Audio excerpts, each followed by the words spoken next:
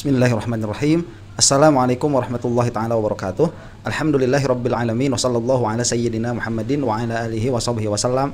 Amma ba'du. Jreng. Ini kita mulai lagi bisikan demit. Bang Haji Roma Irama ini kayaknya tidak patah semangat ya untuk menyebarkan hoax batalnya Badai Ba'alwi sebagai dzurriyyahnya Rasulullah SAW. Kali ini Roma Irama di dalam podcastnya Bisikan Demit itu mengundang Abbas Buntet sebagai apa dia itu ya, jenderal apa ketuanya PWLS tuh. Yang jelas di sini mereka membicarakan tentang awal berdirinya PWLS seperti apa. Dan di dalam segmen-segmen awal itu menjelaskan bahwa Abbas Buntet ini adalah keturunan seorang pejuang pahlawan nasional. Ini aneh saja ya, argumen yang dibangun oleh mereka itu. Jadi mereka itu adalah orang-orang yang paling getol menyebarkan egalitarianisme. Semua kita itu seimbang, sehingga mengatakan nasab itu tidak ada gunanya ya. Jadi selain membatalkan Badai Ba'alwi sebagai dzurriyyah Rasulullah sallallahu alaihi wasallam, mereka itu mengatakan keturunan tidak ada manfaatnya. Kemudian mengatakan, mengutip Al-Quran begitu ya dengan serampangan, inna akramakum indallahi atqakum dan lain sebagainya. Tapi di sisi pihak atau di lain pihak atau di pihak yang lain, mereka itu yang paling getol mengglorifikasi keturunan-keturunan mereka begitu. Mereka itu membatalkan Badai Ba'alwi dari kedzurriyahan kepada Rasulullah SAW. Mereka mencangkokkan tuh, mereka pengen dianggap sebagai dzurriyyahnya Rasulullah SAW. Yang mana standar yang mereka pakai untuk mereka sendiri dan standar yang mereka pakai untuk Ba'alwi berbeda. Ini luculah pada akhirnya begitu ya. Sudah sering saya bahas. Nah ini saya menarik bagian pertengahan ini menit ke-9 dari perbincangan mereka berdua ini, karena Abbas Buntet ini seolah-olah berusaha betul begitu ya untuk menunjukkan bahwa Abbas ini adalah seorang alim. Padahal saya lihat pemikirannya kacau. Dia tidak bisa mentahqiq bahasa, dia tidak mampu dalam membedakan lafaz-lafaz yang sifatnya itu perbedaannya sedikit begitu ya. Nggak bisa membedakan, tidak mampu mentahqiq si Abbas Buntet ini. Ini kita akan saksikan saja langsung ya, karena podcastnya lama nih. Nah jadi begitulah bahwa ternyata beliau ini memang keturunan dari pahlawan. Tuh kan, ulama, pejuang. Kemarin alhamdulillah ditetapkan sebagai pahlawan nasional. Bodoh amat Abbas Buntet, itu mah kakek kamu ya, bukan kamu. Kamunya apa? Alhamdulillah. Baik, ini sekarang ini PW. Dan satu lagi ya, apakah Abbas Buntet ini sudah tes DNA atau belum? Saya nggak tahu ya. Apakah ada kitab sezaman tuh kakeknya? Saya juga nggak tahu. Jangan-jangan makamnya palsu tuh. Ya maaf ya, saya bukan bukan menuduh ini. Saya mengatakan seperti ini mengikuti pola pikir mereka. Ya. Double standar kok, nggak bisa seperti itu. PLS, Perjuangan Mahasiswa Indonesia. Saya lihat lagi seksi nih. Iya, di mana-mana orang membahas di PWI. Dan saya sendiri banyak mendengar, banyak katakanlah, misalnya laporan dari umumnya pengusaha dan kiai. Bang Haji, sejak ada PWI, LS nih hidup nyaman sekarang nih. Emang kenapa saya bilang? Selama ini saya hidup nggak nyaman nih, pengusaha besar. Kenapa nggak nyaman? Iya dulu sebelum ada PWI dibilang. Itu saya setiap mau sholat subuh keluar rumah begitu buka pintu udah Habib semua tuh di depan. Bentar ya, itu kalaupun benar, apakah itu Habib atau orang yang mengaku Habib?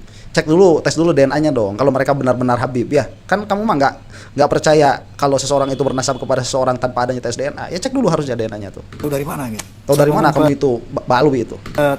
Takut dosa, saya mau takut nggak dapat syafaat. Gitu. Nah, saya tetap nggak nyaman hidup waktu itu. Alhamdulillah sejak ada PWI, waduh, aku yakin bahwa Ba'alwi ini bukan turunan Nabi. Alhamdulillah. Jadi sebentar, ini pembersihan ya, kalaupun mau kita melihat yang dikatakan Roma Irama ini benar. Jadi kalau misalkan memang orang dari awal mau dekat dengan orang lain itu tidak ikhlas, mau membantu orang lain itu tidak ikhlas, kemudian merasa ada keterpaksaan, kemudian orang yang memang suka meminta bantuan kepada kita, pada akhirnya kita melihat dia tidak layak untuk mendapatkan bantuan kita, ya sudah, kita tidak membantunya. Ya sudah, dari awal berarti tidak ada keikhlasan itu. Ini pembersihan sebetulnya. Jadi yang sekarang masih muhibin kepada Badai Ba'alwi itu cintanya tulus begitu. Udah nggak berani datang lagi tuh mereka tuh. Jadi saya sholat subuh ke masjid tuh udah nyaman banget. Dan laporan kayak begini tuh banyak saya dengar. Bahkan ada yang datang ke tempat saya dan saya merdeka sekarang. Nah artinya ya, itu kasih persentasenya berapa persen dari Badai Ba'alwi yang ada ya. Saya nggak pernah kedatangan seperti itu. Apa mungkin saya kurang kaya? Dan saya lihat juga orang-orang kaya di sekitar saya juga nggak didatangin seperti itu ya. Ada-ada aja nih Roma Irama nih. PLS ternyata sangat efektif, sangat bermanfaat untuk mengcounter gerakan kaum Ba'alawi ini yang memang Masya Allah udah nggak perlu dibahas lagi ya. sudah terang benderang di media sosial itu, khurafatnya terang benderang, kemusyrikannya terang benderang. Kemudian kuburan palsu ini terang benderang, rencana penjajahannya terhadap republik terang benderang, udah nggak usah dibahas lagi. Sebentar, kasihan nih Roma Irama, banyak doktrin sama circle-nya sendiri. Jadi kalau kita mau membahas kemusyrikan, ya lepaskan dulu dari orang. Ya, ini siapa yang mengerjakan itu nggak penting. Apa kemusyrikannya? Udah kita berhenti di situ. Apakah memang yang dituduhkan atau yang ditudingkan sebagai kemusyrikan itu adalah kemusyrikan atau tidak? Dan kita harus ingat bahwa di dalam Ahlus Sunnah wal Jamaah kemusyrikan itu dengan i'tiqad syirkun itu dia fi'lul qalbi, dia perbuatan qalbu, bukan perbuatan badan. Perbuatan badan itu nggak ada yang musyrik. Perbuatan badan itu mana perbuatan badan itu musyrik? Nggak ada. Itu nanti kalau perbuatan badan menunjukkan kepada i'tiqad baru dihukumi itu adalah perbuatan yang mensukutukan begitu, yang memusyrikan. Itu pun kalau menunjukkan. Tetapi kalau misalkan dia menunjukkannya itu tidak qat'i kan nggak bisa. Ya itu harus dibahas. Bukan kerjaannya orang sekelas Roma Irama. Sekarang kan Roma Irama itu gelarnya apa? Haji kan? Nggak jauh sama Ivan Gunawan. Ivan Gunawan juga sudah Bang Haji sekarang.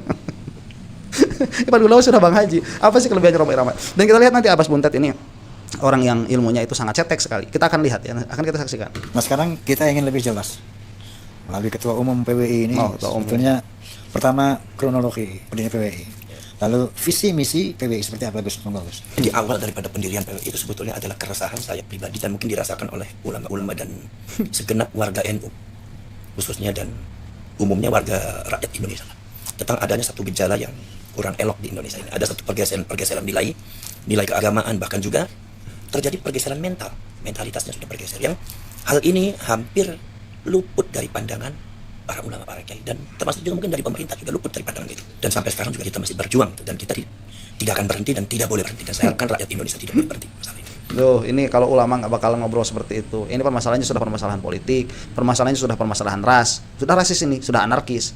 Ya, ulama nggak bakalan seperti itu. Dan dengan pede si Abbas Buntet ini mengatakan, saya dan para ulama-ulama mungkin, kamu itu bukan alim, bukan ulama kamu itu. Ya, kalau siapa? Kalau si Abbas Buntet ini ulama, saya dewa. Saya jauh lebih tinggi ilmunya daripada si Abbas Buntet. Saya bisa katakan itu, dan saya bertanggung jawab atas perkataan saya. Jauh ilmu saya lebih tinggi daripada si Abbas Buntet ini. Ya, kamu kalau nggak percaya, datang aja ke rumah. Atau nanti kita samperin saja si Abbas Buntet ya. Atau si Abbas Buntet kalau mau, saya ajak debat lah tentang permasalahan apa? Akidah Ahlus Sunnah wal Jamaah itu. Dan ilmu saya jauh lebih tinggi daripada si Abbas Buntet, tetapi saya sendiri malu. Saya itu bukan seorang ulama, bukan seorang alim, enggak. Ya disebut ustadz aja sama orang lain, saya tidak mengustadkan diri begitu. Karena ilmu itu betapa jauh. Kalau kamu mau tahu ya bagaimana cara membaca kitab, misalkan orang-orang yang sekarang itu yang mengaku diri bisa membaca kitab kuning, yang mengaku diri bisa membaca kitab turos, itu sebetulnya jauh, amat sangat jauh sekali level membaca mereka itu daripada level membacanya para ulama. Kalau kalian mau tahu misalkan ya ulama nih, siapa yang yang kuat atau yang betul-betul bisa membaca kitabnya para ulama, tuh lihat Imam Ad-Dasuki. Imam Ad-Dasuki itu masya Allah, kalau membaca beliau itu ya, dalam pengertian tatkala beliau membaca kitabnya Imam Sanusi, Imam Ad-Dasuki tatkala membaca kitabnya Imam Sanusi kemudian mengomentari Imam Sanusi di dalam Ummul Barohin, kamu akan tercengang jauh sekali cara membaca kita dengan mereka. Terus si Abbas Buntet ini cuman gara-gara bisa mentarkib begitu ya, itu pun entah bener atau kagak, nanti akan kita buktikan kalau memang ada kesempatan buat debat sama si Abbas Buntet ini. Udah berani pakai imamah begitu ya, ngomong jadi kita ini ya sebagai udah gitu-gitu, nggak penting ya. Yang keluar dari mulut kamu itu banyak sekali kesalahpahamannya. Ada ilmu, ada sedikit atau sedikit banyak kita katakan. Kita akan saksikan lagi nih. Karena ini adalah demi untuk penyelamatan agama, bangsa dan negara. Itu jadi isu Islam muslimin, isu Indonesia wal Indonesia itu yang saya terapkan itu. Maka kemudian muncullah satu lagi ya yang ditekankan bahwa ini tadi katanya sedari awal sudah ada keresahan. Jadi pada akhirnya memang si Abbas Buntet ini mengakui sedari awal sudah ada sentimen negatif terhadap Bani Ba'alwi begitu. Dengan kata lain ya, rebutan panggung kalau mau kita katakan demikian. Pemikiran di dalam diri saya khususnya ini gimana caranya.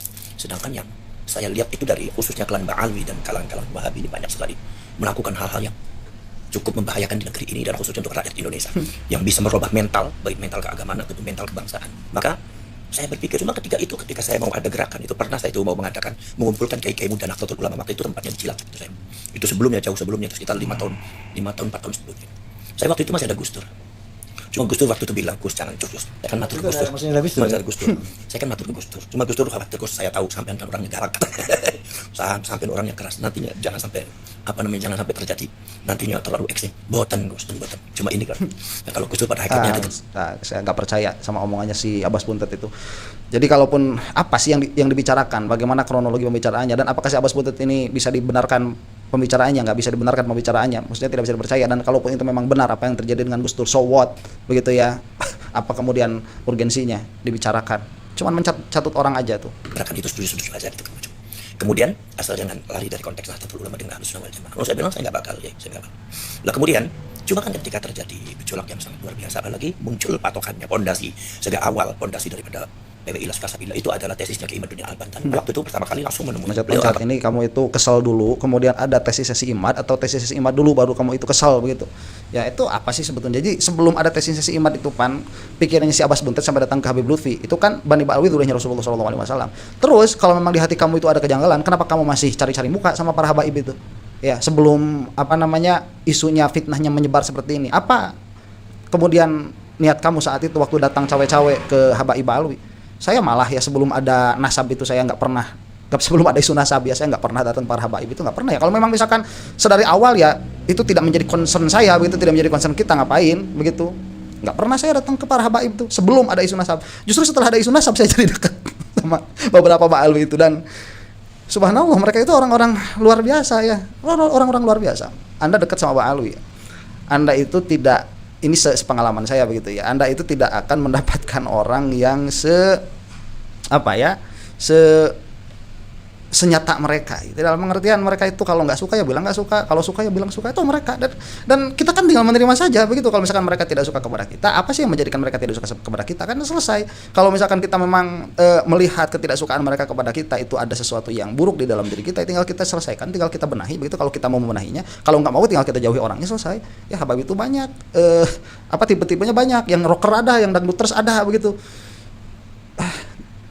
Saya tuh kalau lihat kemarin ya kayak siapa itu kemarin cewek-cewek itu Diana Murni itu saya kesal begitu.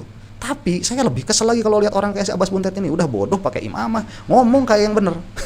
Kalau si Diana Murni itu orang ketipu sama si Diana Murni masih udah keterlaluan begitu ya. Ini kalau yang orang-orang yang ilmu agamanya cetek sama si Abbas Buntet ini sama si Imad itu pasti ketipu. Yang cetek ilmu agamanya. Saya katakan semua yang ada di barisan si Imad itu ilmunya cetek-cetek. Saya katakan itu, saya berani bertanggung jawab di dunia wal akhirah, di dalam urusan agama di dunianya dan di akhirat saya bertanggung jawab. Perkara urusan agama mereka itu jauh lebih rendah daripada saya, terutama di dalam ilmu mantik dan ilmu kalam. Itu saja dua ya. Yang lain-lainnya saya tidak berani mengklaim dulu. Telepon beliau dan saya konfrontir. Sampai saya minta kitabnya sampai ada berapa patokan? Ada 9. Kirim sama saya. Oke. Kirim, tak pelajari sama saya. Tesisnya juga tak pelajari sama saya. Jadi gagasan ini sebelum ada tesis Kiai Imad apa sudah?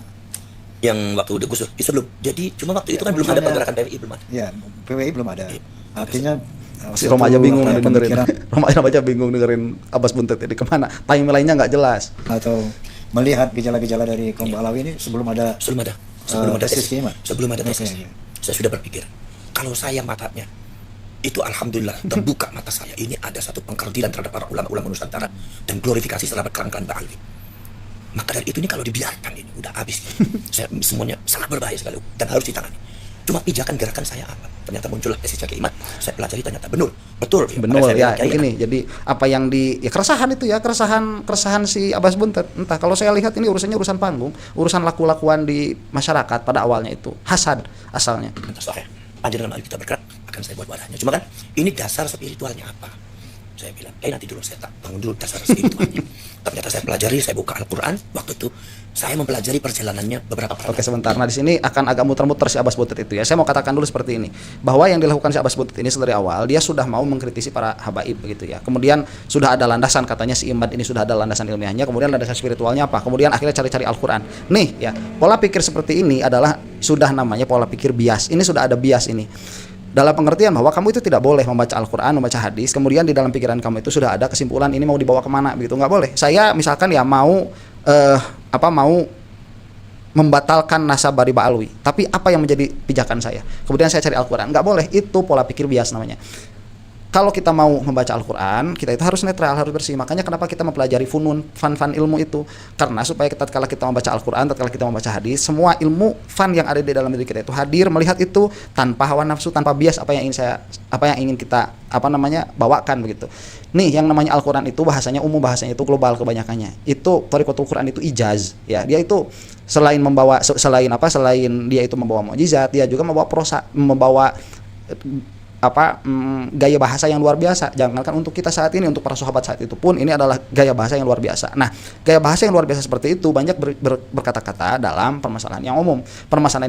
Makanya kenapa untuk memahami Al-Quran banyak sekali kita membutuhkan kepada sumber luar atau sumber yang lebih khusus di dalam Al-Quran itu sendiri. Nanti disebut tafsir Quran bil-Quran atau Quran bil hadis atau Quran bil hadis. Nanti thariqat tafhimnya, jalan memahaminya itu harus pakai ro'yu mau tidak mau. Di situ ada nahwu, soroh, balaghah, kemudian ada mantik dan lain sebagainya. Nah, sehingga kalau kamu itu memiliki bias ya, kamu punya goal dulu nih sebelum baca Al-Quran, kemudian kamu itu membaca Al-Quran, pasti kamu akan mendapati dalil apapun untuk mendukung apa yang sudah ada di dalam pikiran kamu. Ya, kita ini loh bisa, kalau misalkan saya mengatakan saya pengen kawin sama 9 cewek nih, tapi gimana ya, pengen lebih dari 4 begitu, apakah ada? Kamu cari di Al-Quran, kamu bakal bisa menjadikan Al-Quran itu sebagai apa? Sebagai dalil, ya. Fankihu ma tabalakum minan nisa'i mathna wa thulatha wa ruba', itu pakainya waw itu lebut lakil jami, bakal bisa itu. 2 tambah 3 tambah 4 jadi 9, bakal bisa. Bukan seperti itu memahami agama. Nah, inilah kebodohan yang saya maksud ada di kelompoknya si Imad, termasuk di dalamnya si Abbas Bunted, apalagi si Roma Irama. Ngeri saya melihatnya gitu ya. Ini lebih berbahaya daripada si Diana Murni itu, orang-orang di kelompoknya si Jokowi itu lebih berbahaya orang-orang kayak gini. Khususnya ini kita akan lihat puter-puternya nih. Juga para nabi yang disebut ulul azmi itu, termasuk Nabi Musa, Nabi Ibrahim, kemudian Nabi Daud, Nabi Sulaiman, termasuk Nabi Yunus. Saya pelajari, dan ada satu tugas yang paling penting para nabi, khususnya yang disematkan kepada baginda Rasulullah SAW, yang tidak disematkan pada yang lainnya. Apa? Yaitu sifat musaddiqul lima ma'akum. Nah, ini muter-muter lihat ya nanti. Seperti dalam Al-Quran juga ada witsaqan nabiyyina lama ataitukum min kitabi wa hikmah. Ketika Allah mengambil sumpah perjanjian para nabi dan para rasul. Lah, sebagian para ulama mengatakan ini zamannya zamanul arwah, nabi dan rasul dikumpulkan. Kemudian Allah mengatakan lama ataitukum min kitabi wa hikmah. Kalian akan menjadi rasul dan nabiku, memberikan petunjuk kepada umat manusia. Akan aku beri modal untuk kalian, yaitu satu kitab. Nomor 2 hikmah. Wakilah para ulama menafsirkan hikmah di sini ada di antaranya mukjizat di antaranya. Kemudian Allah mengumumkan tsumma ja'akum rasulun musaddiqul lima. Ada yang menafsirkan juga syariat itu ya. Enggak istimewa menukil-nukil seperti ini. Kemudian akan datang seorang rasul. Jadi Rasulullah sudah diumumkan sejak dulu akan datang. Jadi kalau kita mengadakan Maulid Nabi itu kan ada maksud sepatah menyambut kelahirannya beliau, kedatangan beliau. Sebab ada kata Allah akan datang seorang rasul sifatnya musaddiqul lima ma'akum. Itu maka menurut sebagian para ulama termasuk Imam Ibnu Arabi mengatakan musaddiqul lima ma'akum itu enggak jelas-jelas selesai ya. Ini loncat dulu nih kepada wahdatul wujud nih. Rasulullah musaddiqul lima ma'akum itu Nabi Muhammad SAW. Dan maka Kanjeng Nabi itu punya sifat yang terkenal musaddiqul lima ma'akum. Diturunkanlah Al-Quran. Al-Qurannya sifatnya tasdiqan lima baina yadayhi. Itu hampir sama. Cuma bedanya kalau tasdiq itu kata sadri bentuk masdar. Kalau musaddiq itu bentuk isim fa'il. Asalnya dari lafaz saddaqa. Saddaqa yusaddiqu tasdiqan fa huwa musaddiqun. Tapi perannya sama. Musaddiqul lima ma'akum. Anak SMP juga bisa cuman kayak gitu. Istiqok kubro itu ya. Istiqok sugro itu mudah, orang-orang anak SMP juga udah bisa. Kalau Abbas Buntet mau mengeluarkan keilmuan, coba diilah lah minimalnya itu ya, diilah. Setelah diilah nanti pakai istiqok yang kubro, kemudian nanti dicari itu sodako, dari sodako itu nanti apa, ada ilatnya di sana apa tuh, persamaannya di antara 3 itu ilmunya udah susah. Itu Syamsi Yusuf yang luar biasa bisa gitu-gitu. Ini menunjukkan apa sih? Dan apa saya pelajari ini berarti inti daripada tugas dan perjuangannya Nabi dan Rasul, khususnya Rasulullah SAW itu musaddiqul lima ma'akum. Ternyata musaddiqul lima ma'akumnya Rasulullah itu sangat luar biasa. Musaddiqun itu asalnya daripada sodako. Sodako itu mengikuti wazan fa'ala, asal dari wazan mujarrad fa'ala, sodako, yang melahirkan lafaz as-sidqu, jujur, dan jujur inilah menjadi sifat inti daripada seluruh para nabi dan para rasul, khususnya Rasulullah SAW. Allah itu coba membahas lafaz-lafaz kayak itu, apa keistimewaannya? Coba kamu cari tahqiqul makna. Ya, apa sidqun itu di dalam takrifnya, jenisnya apa, fasolnya apa yang membedakan dengan al-haqqu nanti supaya enggak tercampur kayak si Abbas Buntet ini kecampur nih. Maka as-sidqu di antaranya adalah izharul haqq, melahirkan, memunculkan kebenaran. Maka Allah mengatakan la taqtumul haqqa wa antum, jangan kalian sembunyikan kebenaran gitu itu kan? Sementara kalian tahu bahwa itu benar ini. Nah, itu sudah bercampur. Saya mengatakan begini dulu ya, si Abbas Buntet ini bodoh dalam pengertian minimalnya dia itu sudah mengaku makom yang bukan makomnya. Nih, dia itu tidak bisa membedakan sidqun dengan hakun, itu tidak bisa membedakan ya. As-sidqu dan al-haqqu itu tidak bisa membedakan. Sidqun itu nanti pada akhirnya jadi adalah sifat dari perkataan. Hakun itu dia lebih umum daripada Sidqun itu apabila perkataan sesuai dengan kenyataan maka itu adalah qaulu sidqin, nanti orangnya menjadi orang yang shadiq. Kalau misalkan nanti ada orang mengatakan bahwa itu adalah benar, itu shaddaqa, karena itu perbuatan membenarkan. Kemudian nanti kalau misalkan itu perbuatan atau apa namanya itu perkataan itu berdasarkan dari i'tiqad itu nanti disebut i'tiqadun haqqun, dia adalah i'tiqad yang hak perkaranya. Jadi kalau hak itu dia samanya sesuatu dengan hukum, dengan waqi'nya juga bisa disebut hak, i'tiqadnya juga bisa disebut hak. Apa sebentar ya, selamat mengikuti orang bodoh seperti dia tuh. Kalau yang ngomongnya ini santri kelas 3, kelas 4, pinter. Ya kelas 3, kelas 4, 3 tahun, 4 tahun pesantren ngomong kayak gini, pinter kalau santri itu. Kalau ngomong kayak ulama Allah itu mah tuh pengetahuan umum kayak gitu mah. Jadi hebat orang cuma ngomong-ngomong kayak gini. Jangan kalian sembunyikan. Nah ini diantaranya. Melahirkan sesuatu yang hak. Itu adalah sesuatu kebenaran yang sesuai dengan real, dengan data bukti yang ada. Empirisnya ada, ilmiahnya ada. Makanya Al-Quran sebagai doktrin agama yang sifatnya dogmatis, tapi bisa dibuktikan secara empiris dan saintifik. Nah ini tolol. Coba kita ulang sekali lagi ya. Sesuai dengan real, dengan data bukti yang ada. Empirisnya, sementara kalian tahu bahwa itu benar ini sah. Jangan ini hak apa katanya? Nah ini diantaranya. Melahirkan sesuatu yang hak. Itu adalah sesuatu kebenaran sesuai dengan real, dengan data bukti yang ada. Nah enggak, bukan suatu kebenaran sesuai dengan real. Realnya itu al-haq, realnya itu. Makanya realnya itu hak ya. Yang realnya itu kadang-kadang kita punya akses atau tidak punya akses. Nanti yang hak ini dia ada sesuatu yang mengikutinya. Ada apa? Ada dalil, nanti ada lawazim. Lawazim ini kalau dekat dengan kita dia jadi dalil. Tuh, Abbas Buntet. Ya, kemudian katakan bahwa yang namanya hak itu pasti ada empirisnya. Enggak. Nih sekali lagi kita kalian tahu bahwa itu acak-acakan sih Abbas Buntet ini mikirnya. Nah ini diantaranya. Melahirkan sesuatu yang hak. Enggak, al-haq itu tidak dilahirkan. Al-haq itu demikian adanya. Ya, tidak dilahirkan itu. Perkataannya nanti yang sidik. Itu adalah sesuatu kebenaran. Ya, falul haq bisa kada lebih umum. Sesuai dengan real, dengan data bukti yang ada. Bukan sesuai dengan real, dengan data bukti yang ada. Data bukti yang ada ini nanti menjadi dalil. Jadi perkara benar itu dia ada yang kita punya akses secara langsung, seperti bulatnya matahari itu kita punya akses secara langsung. Ada yang kita tidak punya akses secara langsung. Seperti apa? Seperti adanya surga dan neraka, atau seperti adanya pertanyaan kubur. Kita tidak punya akses secara langsung, mana bil hissi, nggak bisa. Makanya kita butuh apa? Butuh dalil. Nah dalil ini dia ada yang bersifat nakli, ada yang bersifat akli. Atau nanti kalau misalkan kita berbicara kebenaran dalam skala besar, dalam skala umum, termasuk di dalamnya ilmu-ilmu yang ada empirik, itu bukti empirik nih, empiriknya nih yang bisa kita teliti, bukan al-haknya sendiri. Tidak semua haknya itu bisa diteliti secara empirik, nggak ada. Jadi bukti empirisnya ada, belum tentu begitu, belum tentu. Nah kalau kita misalkan mau melihat seperti siksa kubur, apa bukti empirisnya? Kamu mau gali kubur kemudian di situ ada api begitu keluarnya, nggak bisa. Ya itu logis, nanti pola pikirnya logis kemana ke Nabi Muhammad SAW yang tidak mungkin salah begitu, logik nanti. Jadi kebenaran itu ada yang bisa diakses dengan data empiris, ada yang bisa diakses dengan bukan dengan data empiris, dengan penalaran logis begitu. Dan ini penalaran logis tidak semua orang mampu untuk mengaksesnya, termasuk dalam Abbas Buntet. Makanya kenapa sampai menggugurkan Nabi Alwi sebagai turunan Nabi Muhammad SAW. Dan ini ya mengakses kebenaran dengan tatanan logis murni, apalagi itu banyak sekali orang tidak memahaminya, banyak sekali orang tidak menguasainya, sehingga karena tidak menguasai banyak sekali dari mereka itu yang tidak menganggapnya, termasuk di dalamnya guru gembul. Jadi ya saya mah mengatakan begini saja. Orang-orang seperti ini, orang-orang yang nggak tahqiq di dalam berpikir, ilmu mantiknya cetek mereka itu. Saya mau mengatakan lah, orang-orang mereka tidak ada ilmu yang di bawah, yang di atas saya nggak ada. Ya ilmu di atas saya nggak ada. Khususnya dalam ilmu mantik dan dalam ilmu ilmu kalam, ilmu tauhid, nggak ada. Mereka itu nggak mampu mentahqiq makna. Tuh klaim dari saya, ya. Malu kamu itu kalau udah disebutin gitu, nggak marah tuh, malu kamu itu. Kalau ada orang ngomong ilmunya lebih tinggi daripada saya mah samperin, ayo kita ngobrol begitu. Ya kalau memang benar berarti saya berguru. Kan itu saya sudah mengatakan itu sejak dulu. Ala kulli hal ya, ngeselin. Ya ini kasihan lah kalian-kalian yang masih ikuti PWLS, tolong segera cabut dari sana. Ini sudah dujel ini. Pembohong besar. Perkataannya tidak sesuai dengan kenyataan, mereka pun tidak tahu apa yang mereka katakan. Demikian, mudah-mudahan kita semua ada dalam firman Allah Subhanahu wa taala. Ini masih banyak yang bisa kita bahas, tapi saya rasa sampai sini sudah cukup. Wallahu taala alam bisawab. Assalamualaikum warahmatullahi taala wabarakatuh.